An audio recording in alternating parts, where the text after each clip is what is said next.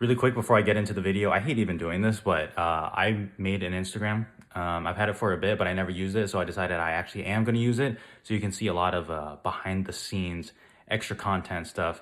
If you're one of those psychos who actually want to see more of what I do and some other stuff that I don't talk about on YouTube or Twitter, you can follow me there. Okay, thank you so much. Okay, bye. Enjoy the video. After the double dip of The Last Duel and House of Jared Leto, Ridley Scott is back with Napoleon, a 2.5 hour sprawling epic that details the life of Napoleon through his battles, his wife, and his downfall. Well, I saw it, and I think Napoleon has been part of my downfall of that day because this was a struggle. Napoleon is a little over 2.5 hours long, and in a year of Oppenheimer and Killers of the Flower Moon, I can definitively say Napoleon is the longest movie of the year. And that is so disappointing for me, not only because there is some level of excitement for this, but because of how I feel about movies like this. With how I feel currently about superhero movies, it is nice to see a blockbuster movie with real money behind it that isn't like 90% CGI, where it's not all like green screen or the volume.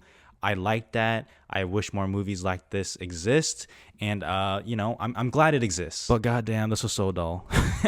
This was pretty lifeless to me. It is more of a collection of disjointed scenes held together by some solid battle sequences, I guess. The way it jumps from event to event just got a little frustrating because there was no cohesion in it at all. And outside of the battle sequences, which I'll get to in a little bit later, there's just like no energy in this thing. If you know my style at all, like people sitting down, talking in rooms can be some of the most exhilarating things I've seen all year, right? I'm totally open to that.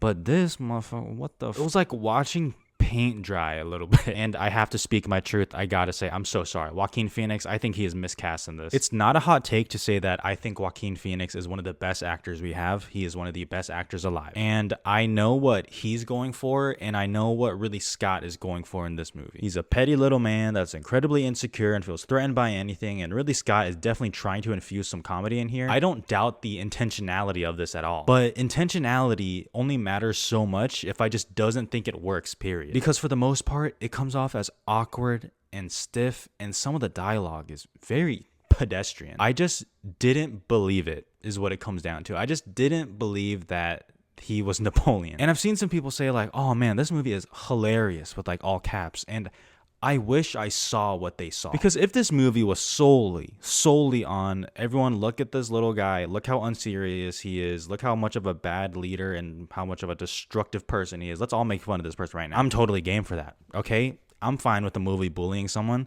in certain aspects. Don't take that out of context. But I can't give this a pass on the comedy and how it portrays it, because in one scene, sure, it'll be kind of funny, and then in the next scene, it'll be totally serious. And that's not uncommon to have tonal shifts, but when a majority of this movie is taken completely seriously, I have to doubt the intentionality of the comedy just kind of lifting it up. Now, to that, I do think the battle sequences are solid. I enjoy how they're staged and set up. I think you do feel the impact of every bullet, every horse that gets gunned down, every beheading, every stab with the bayonet. Like it's impactful, sure. But even in these battles, it can't sustain the energy all the way through. The battle sequences are long a lot of the times, and then eventually it does get a little old when you're seeing a lot of the same stuff. And look, this movie isn't a train wreck like I'm making it out to be. It's really not. I mean, especially with the technical craft here, which is excellent. The costumes are fantastic. The production design is amazing. There are aspects in these battle sequences where I'm like, okay, only Ridley Scott can do that, or a handful of other people. It looks like an expensive movie, and once again, I just appreciate that, especially in comparison to what we've got. Now, Vanessa Kirby is great in what little she gets to do. And it's to the point where I actually am a little curious to see that new cut Ridley Scott was talking about, where it focuses more so on Josephine, because the scenes with Vanessa Kirby are absolutely the most compelling. And I know what you're going to say. You're going to bring up that tweet of mine where I said, like, I want her to tell me that I'm nothing without her every day for the rest of my life. Or you're going to bring up my Letterboxd review where I want her to step on me. And honestly, I don't take any of those back. But even still, like, the character just doesn't get a ton to do. Like, you pretty much know the character exactly. So it's hard for me to really overstate her impact, even though she was great. And by the time the movie's done, I don't like to do this, and I'm not even using this as a criticism necessarily, but I am wondering, like, what was the purpose of this movie? And the only reason I say that is because I don't think I took away anything that I didn't already know about Napoleon from what I learned in school. Was he just trying to show how much of an insecure person he was, or like how foolish this guy is? And it's like, sure, but I mean, like, don't most people know that already? And then to the point where it's like, oh, it's a comedy, it's just making fun of him. I'm like, okay, well, like then the comedy wasn't as good as I wanted to. I don't know. It's weird. Overall, Napoleon has good technical craft, and Vanessa Kirby, thank you so much. But it's just not enough for me to actually recommend this one, as I found it to be a pretty dull movie. Napoleon,